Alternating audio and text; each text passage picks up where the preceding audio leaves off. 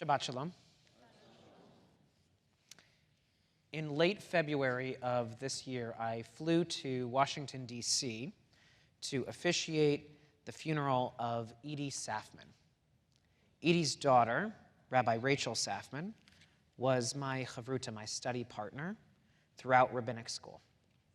Edie was my neighbor and my friend, and by extension, part of my family. I loved her smile and her mischievous attitude and her warmth. But the truth is, in preparing for her funeral, I realized I didn't really know Edie. Due to a history of injuries and illnesses, both physical and cognitive, the Edie I knew was someone who experienced significant memory loss, who had been unable to work professionally for decades, and who was deeply dependent on her daughter. I loved Edie, but there's so much about her I didn't know.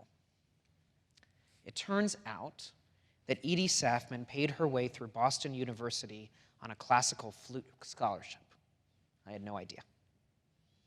It turns out Edie went on to get her master's in psychology at BU, where she befriended Dr. Martin Luther King Jr.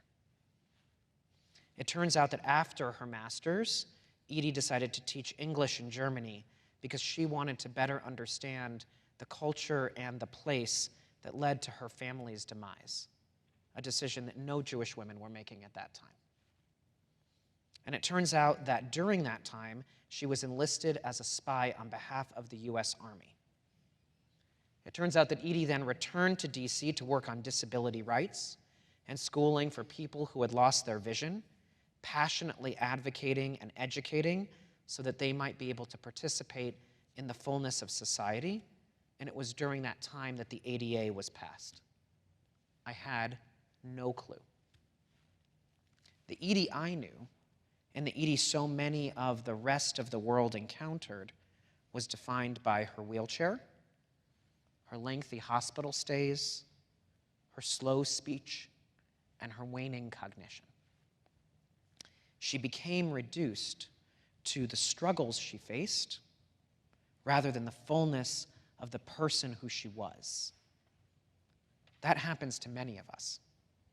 We become defined societally by our challenges, and people fail to truly see us in our wholeness.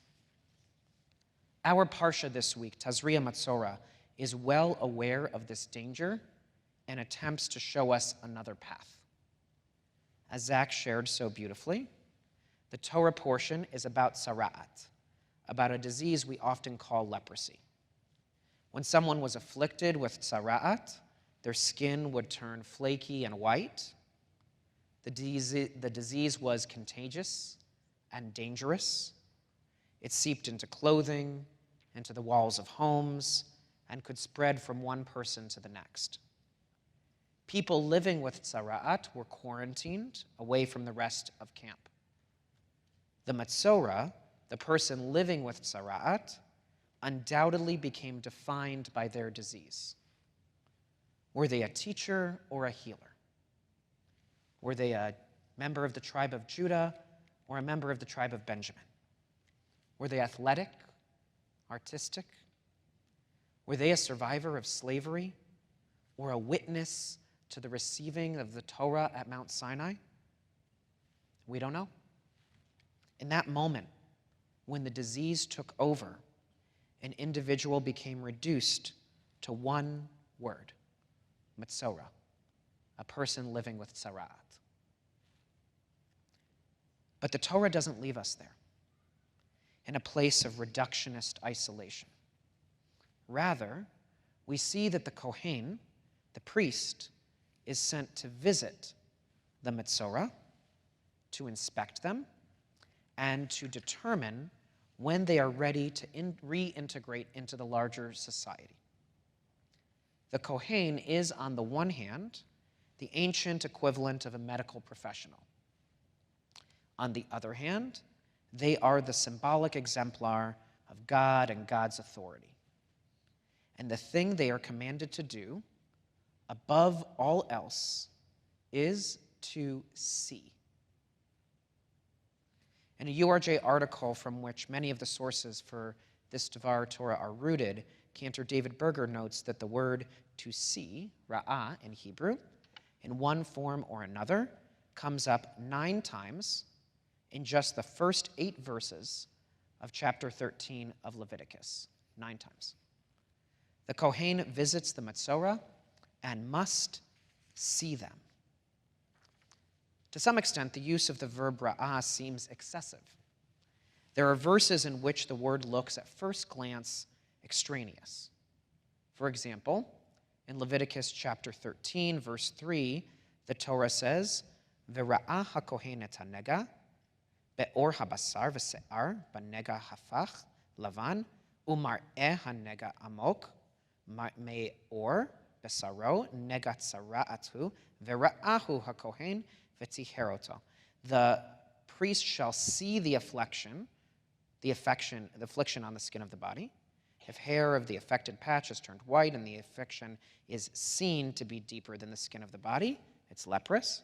When the priest sees him, he shall pronounce the person impure.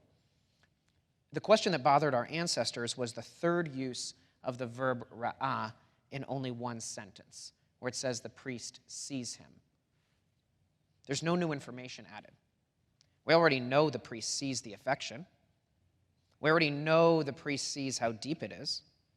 Why do we need to again state that the priest sees the person living with tzara'at? It's obvious.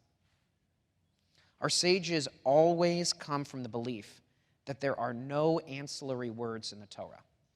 Each word and even each letter is in our sacred scrolls to teach us a specific lesson. The Sifra, an early midrashic work on Leviticus, understands the extra seeing to mean that the priest sees the whole person as one. He sees the whole person as one. Now, the Sifra intends this seeing as a whole in a technical way, as in he sees the whole body. But Malbim, a scholar from 17th century Ukraine, understands seeing the whole of the person to be so beyond technical. For the Malbim, and perhaps for us, when the Torah says, "Vera'ahu hakohen," the Kohen saw him, it means more than sarahat. The Kohen saw more than flaky skin. The Kohen saw more than a contagious disease. The Kohen saw more than a patient with a diagnosis. The Kohen saw a human being